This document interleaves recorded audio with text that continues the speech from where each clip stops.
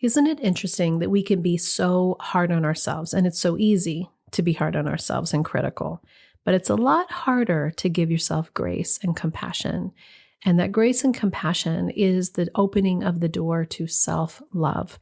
Today's episode is talking about a very specific tool, a tool that allows you to see where you were and to give yourself compassion in each one of those moments. Of course, you made those choices. Of course, you felt that way.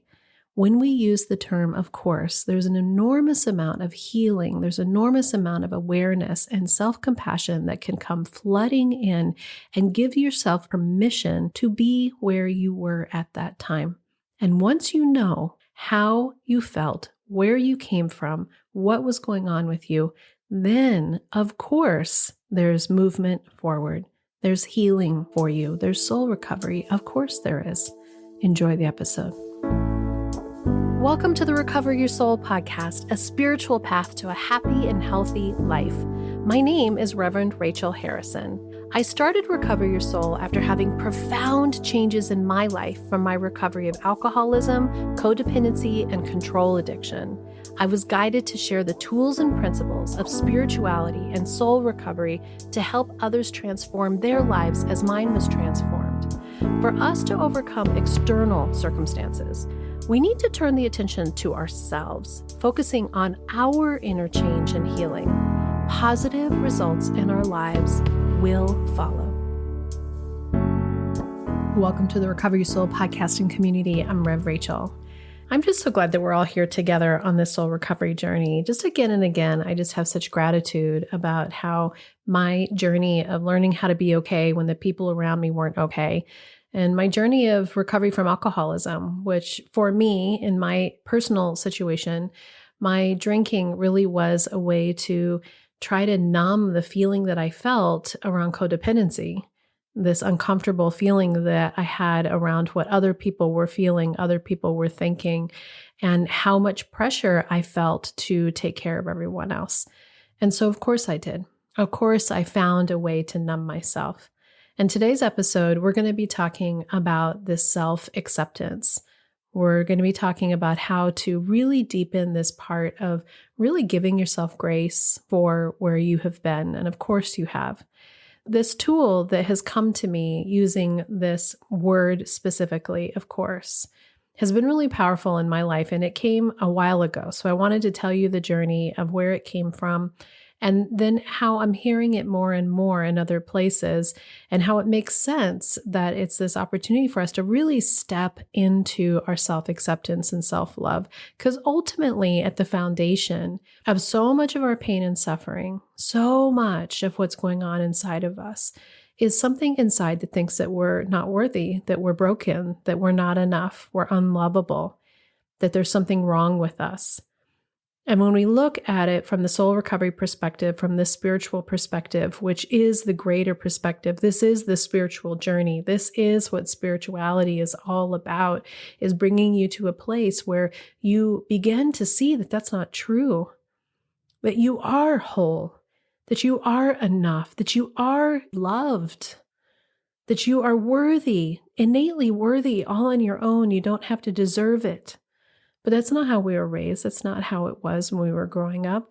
And to be honest, it's amazing. We're in this new consciousness. We're in this state where there's more and more opportunity for us to have these kinds of conversations, for us to actually look on a deeper level at ourselves and to break these generational traumas, these generational ways of being that slowly, and sometimes not on purpose, and sometimes on purpose, we're continuing this path that said, there's something wrong with you.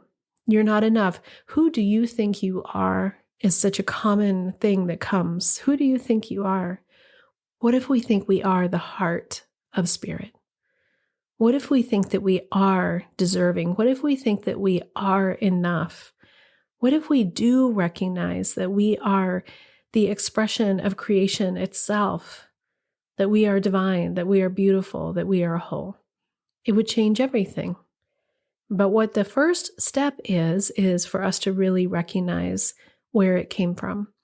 And we're in the Easter season, and I'm not going to go into a whole religious or if I was being Rev Rachel, I would do at a spiritual center, I would do a whole other thing, and I don't want to do that. But what I do want to mention is that when I grew up as a Buddhist and we didn't really have Easter, and I started going to Unity Church in my 30s, and what Unity taught, the metaphysical interpretation of Easter, and again, I want you to take whatever is yours and hold what is yours. I'm not trying to give you anything that isn't what you already have in your heart. I think there's space for all of it. Nothing is right or wrong. But what I learned in Unity was this a time of Easter is really a time of releasing the crucifixion that we have within ourselves. That this part that Jesus showed us was that you have to have a personal crucifixion to have a resurrection, to have a letting go. But first you have to go through this darkness to move into the light. And whatever that is for you, whatever the Easter season or Passover season is for you, I just celebrated Passover. I've never done a Passover Seder before, but I did that with Alex's girlfriend. Lexi's family is Jewish. And so her mom lives here in Sacramento as well now. And so we did an actual Seder and read through the whole Seder. And again, it's around freedom. It's around this letting go. It's around love, recognizing love. And also this piece that says, forgive them, they know not what they do. But what I want to offer is that we're in a place where we're saying, I forgive myself because I did not know. And in soul recovery, my hope is that it's this slow and steady spiritual process of awakening to who you are for real. Not all the outside stuff, not all the I have to's, not all the who I'm supposed to be's or what my mother said or what my father said or what my aunts or uncles said, but who I know within myself that I am. And it is this divine, loving, essential element of who you are that is the wholeness. But of course, we don't know that until we start to move into this awakened state. Of course, we respond and react out of our woundedness when it's all that we have. So I want to move into this of course tool.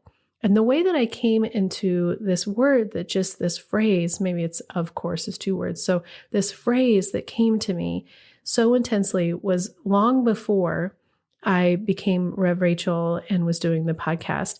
It was through Al-Anon and through AA. And I had done the 12 steps with sponsors.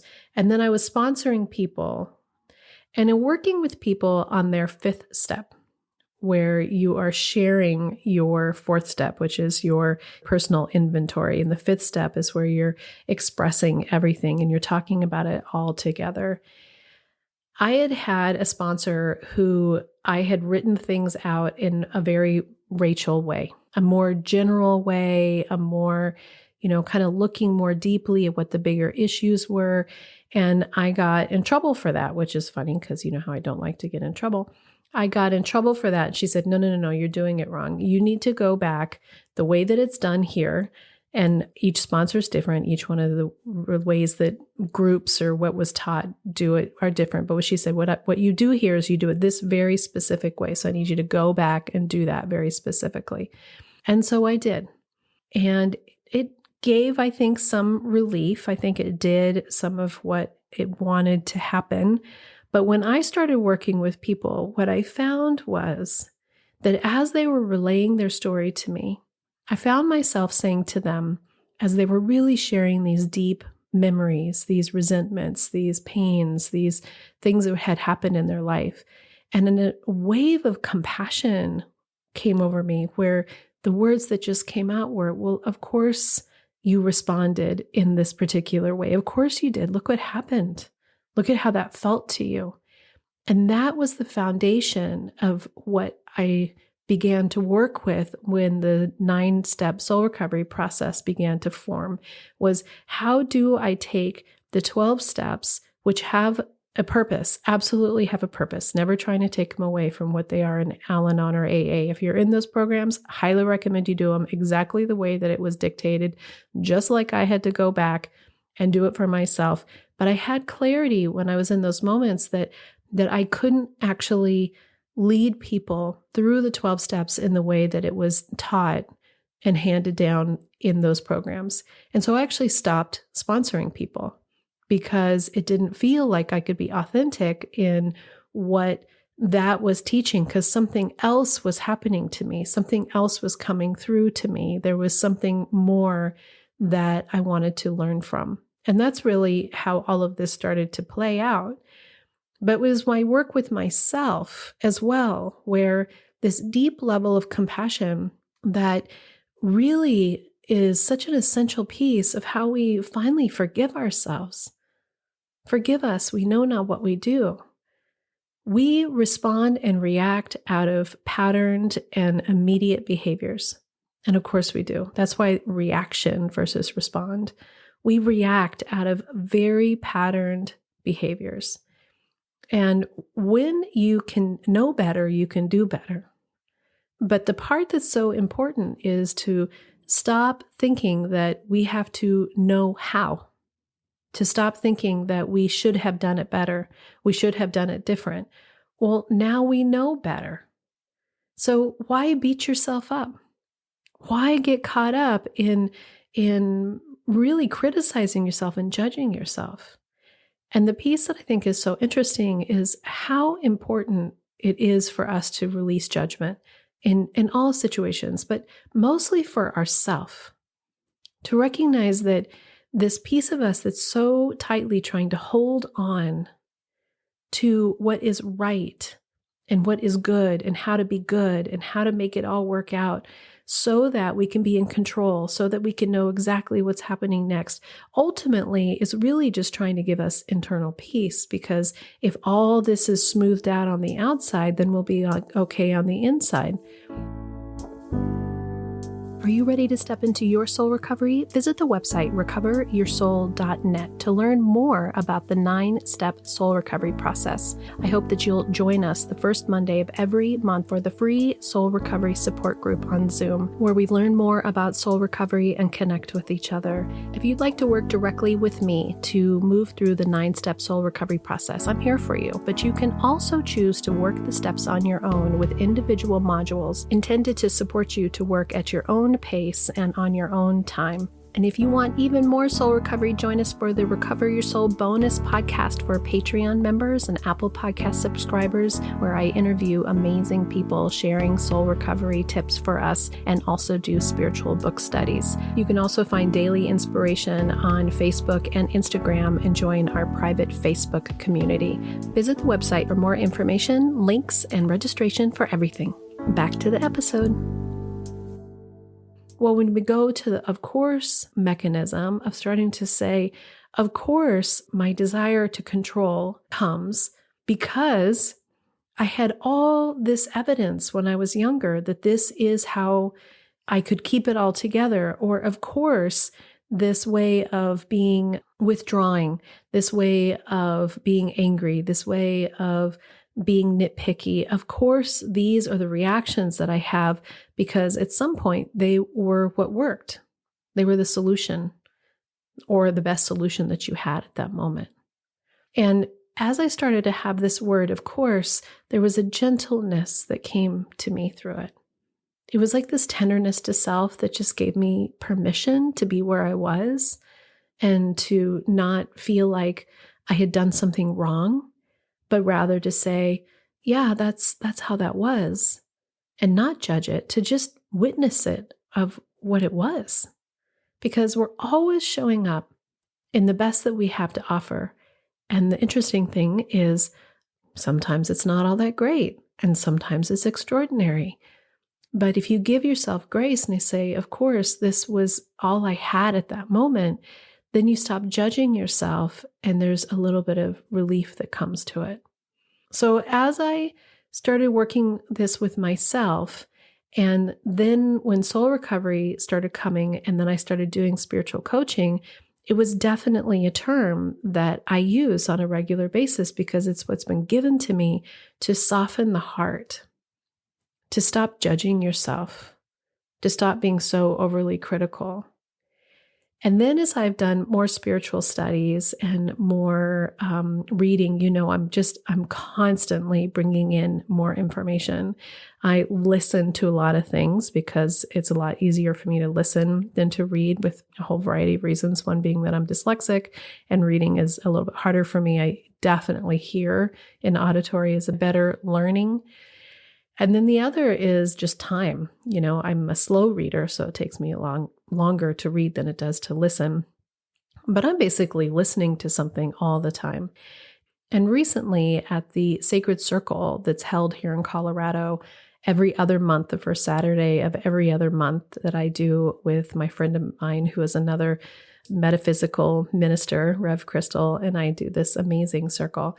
And this year we're doing little seeds of spirituality. So in the last couple of years, we've done different things, books and different things. And this year we're just bringing in all kinds of different resources. So in February, the last one we did guides and spirit guides. And this time we did the Akashic records. And I'm thinking of this, of course, right now because I'm listening to a woman. Her name's Linda Howe, and she teaches on the Akashic records. And she is an amazing woman who I've loved so much. And I've listened to her how to read the Akashic records probably about 3-ish years ago. And that's been really transformational to me. So if you're interested in understanding more about Akashic records or how to tap into that higher knowledge, that higher self, highly, highly recommend her books. And she has a training from Sounds True that's great. Her books are great. But I was intrigued by this one book when I was looking her up that I hadn't listened to yet. And it's How to Heal Using the Akashic Records. And as I've listened to it, what I think is so great, and this happens all the time, and I'm so grateful, it just tells me that I'm on track, is that she's describing what has come to me that I call the soul recovery process. She's describing the same thing. This happens all the time, right? So I did a Hoffman process weekend. They also are about how to look at your beliefs, patterns, and stories, and how to work with those and rewire your brain to stop living from old beliefs, patterns, and stories. Tony Robbins, same basic principles, different way of teaching it. How to take a look at what are those underlying beliefs, patterns, and stories? How did they get there? How are you going to leverage your life to make different choices? Does the exact same thing. Joe Dispenza, same thing. We've got these beliefs and underlying stories that are going on underneath. You just start really looking at these people who are giving all kinds of different modalities on how to change this process. And we're all giving essentially the same concept, the same base concept with a circle around it that just looks and feels different because everybody needs the language that speaks and works for them. That's the beauty of all of this, is that the truth is love. There's just really this element of knowing that there is a foundational piece that says we come with these belief systems, and then we can come back and remember the Course in Miracles, which is so important to me, is all about letting go of the separation that we're separate from, choosing love over fear. All of this is really around that. So this particular book that I've been listening to by Linda Howe on how to heal from the Akashic Records, she spent an entire chapter on the of course. And my heart just warmed because I'd heard it in different places, sort of as just a passing, as a terminology that passed. But she did this really deep dive into self-compassion and how using the term, of course I did, of course they did, of course this was the best that I had at the time. And I loved it because it resonated so much with what we're teaching in soul recovery, which is, can we let go of judging ourselves? Can we actually let go of all the pressure that we have on ourselves to perform, to be perfect, to do it just right, to have certain feelings? Can we let them go? And can you move into a place where you actually touch deeply, deeply, deeply into your own experience, whatever it's been for you, and recognize that, of course, the way that you had showed up, or the way that you felt, or the way that you stayed, or the way that you ran, or the way that you reacted, or the way that you were hurt, or the way that you set up these belief systems, of course you did. And now we can do something about it. Now we can actually take our power back and stand in your sovereignty and begin to look at who you are and how you've been showing up, recognizing that now that you know better, you can do better. That of course you did the things that you did. Of course you felt the way that you felt. And this incredible tool, I think, is just about self-compassion. And it's that piece that says we have to go through some pretty intense stuff that goes back to the resurrection and the crucifixion, right? You have to go through intense stuff as a human being here on Earth School. Our souls actually, I believe, come here to have these pretty interesting, wild experiences on purpose. I just watched Soul on Disney Plus last night. Alex and Lexi went for their first time as new parents out without the baby. And I got to stay home with Rocky for 3 hours, which he slept for 2 of, which was great, in my arms, which was adorable, and watch the movie Soul. And that was such a beautiful movie, if you haven't seen it, on Pixar, about what are we here for? Well, we're here to enjoy the deliciousness of what it is to be human. And the deliciousness does not mean that it's always easy or good. It means that it's real. And I think that that movie does such a beautiful job of giving that truth, that when we realize that we can wake up, that of course we were shut down, of course we were asleep, of course I chose to drink to cover up the dysfunction that was all around me and the uncomfortable ways that were in my body. So it was the only thing that I could use at that time to soothe what felt out of control to me.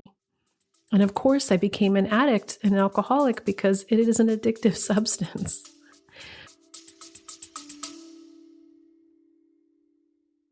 Hey, Soul Recovery family, it's Rev Rachel, and I just want to jump in real quick and personally invite you to join me online or in person for a soul recovery transformational experience. There's nothing more powerful than us coming together in a sacred space for connection and self-discovery and to work the 9-step soul recovery process. I have 1-day workshops and full weekend retreats. In Sacramento on April 13th, I'm offering a full day workshop, and then I'm also offering a virtual workshop on Zoom on May 31st. So no matter where you are, you can join me for this incredible immersive soul recovery experience. And then we have weekend retreats, 2 full days of soul recovery, July 19th and 20th in Colorado, and September 13th and 14th in Asheville, North Carolina. I hope that you will join me and others on the soul recovery journey for an incredible opportunity to release old patterns, reconnect with your higher self, and immerse yourself in healing and transformation. These gatherings are powerful, and I hope to see you there. You can visit the website, recoveryoursoul.net, for more on everything. Back to the episode.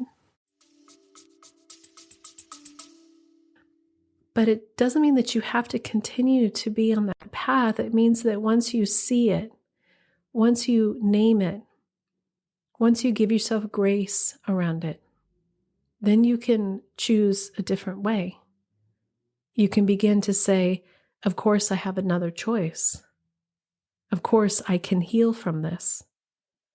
All of it is giving you really a responsibility for your own internal way of being.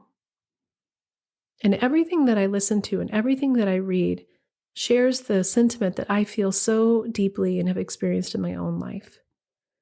What you feel and experience about yourself on the inside is a direct reflection of what's on the outside. Now, do you create a life that's chaotic or difficult or painful? Not directly like that. But the more work that you do on aligning yourself inside and taking this incredible opportunity for deep self-love and compassion, it will indeed change how you see everything. Most importantly, how you see and feel about yourself. And when you can look at yourself out of love and give yourself grace and say, of course, that's what I did, and not beat yourself up about it, not have resentments to yourself about it, you can begin to actually do that for others in your life and have more compassion for them where they're at. And again, we're never saying that you're diminishing what actually happened or the pain that it may have caused you, but we're giving people grace for the complexity of which it is to be a human being in a life that is sticky and hard. And as I do this work for myself, there's just such a profound ability to love myself more deeply. And instead of judging myself, to say, I can't believe that you did this to the kids, like going back to my story with Alex and Rich and everything that I've been talking about over the last month or so. I had this moment where I was feeling really, really, really bad. I was really angry at myself for not, quote unquote, saving my children from the emotional complexity that we had for all those years with 2 alcoholic parents, my always blaming Rich. But if I give myself grace and I say, of course, that's how I responded then, it literally was the best that I had. It literally was all that I could do to show up with. And of course, my kids responded in the way that they did. And of course, Rich responded in the way that he did. But it doesn't sort of, what's the word I'm trying to think of? It doesn't give people a pass to show up in ways that are not okay. You can say, of course, I did these things. There's a lot of things that I did. Of course, I wasn't all that great in those places. But the more responsibility that we can take for ourselves, not from a place of judgment, but from a place of deep, profound awareness and compassion to self, with this level of forgiveness that says, yes, this is how that happened, it actually will allow you to go into those relationships with the people that were in part of that story and share with them from integrity, share with them with authenticity, share with them from vulnerability, and say, I really recognize that I fell very short in that situation. I did not show up for you the way that you needed and wanted. And there's no defense in that. There's no trying to explain your side. There's none of the justification that sometimes I think people will show up with in their amends or in their really healing the ruptures that happen in relationships. When you come in with that authenticity and that gentleness, you're not backing it up with, but here's what was happening for me, so of course I couldn't, be there for you because I was in pain. You leave all that out. Inside, you know that. You may know that that's what that is. But you're actually just saying out loud to them, I see how I was showing up, and I can see that it wasn't enough. And the gentleness to yourself is, yeah, of course, I did.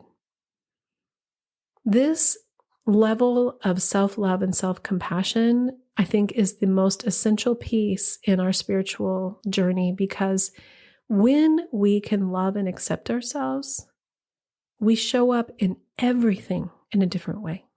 Everything. And you deserve to be loved by yourself. You are worthy of being loved by yourself. They say in spirituality, if we could just understand how much love there is for us from the universe, then we would never doubt anything ever. I read recently In the Way of Mastery, which is one of the books that I'm reading right now that I love so much. It's another channeled work. I think I might have mentioned it recently as well, because it's really being impactful in my experience. And it shared that our free will allows us to choose when we're going to remember that we're enough.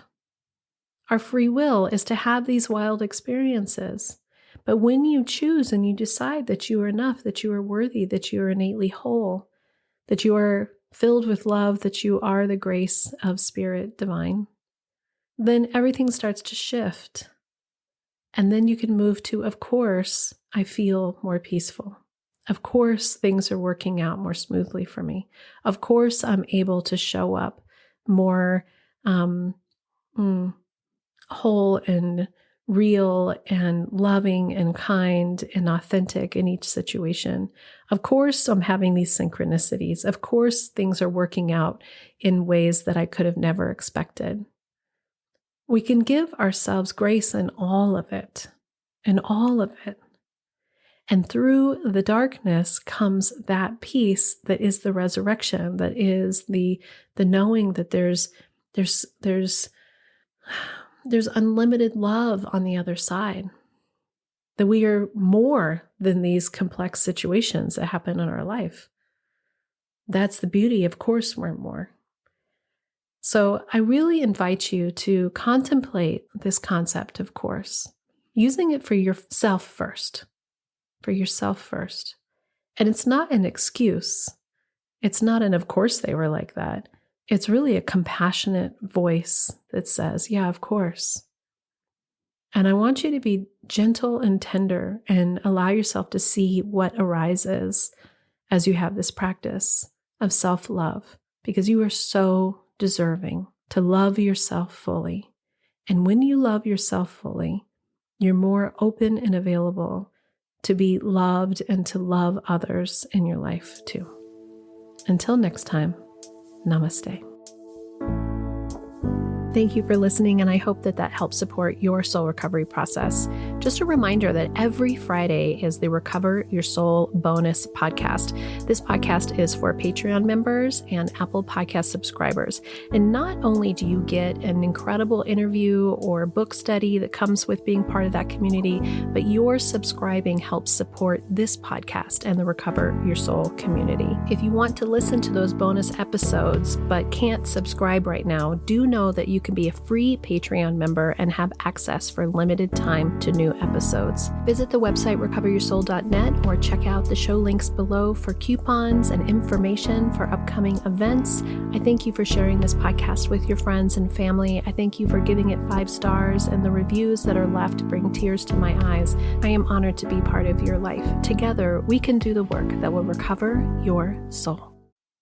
The Recover Your Soul podcast and its content is for educational purposes only and is not allied or representative of any organizations or religions. It's based on the opinions and experience of Rev Rachel Harrison. Recover Your Soul claims no responsibility to any persons or entity for any liability, loss, damage, or cause alleged to be caused directly or indirectly as a result of its use. Applications or interpretations of the information represented herein. Take what you need and leave the rest.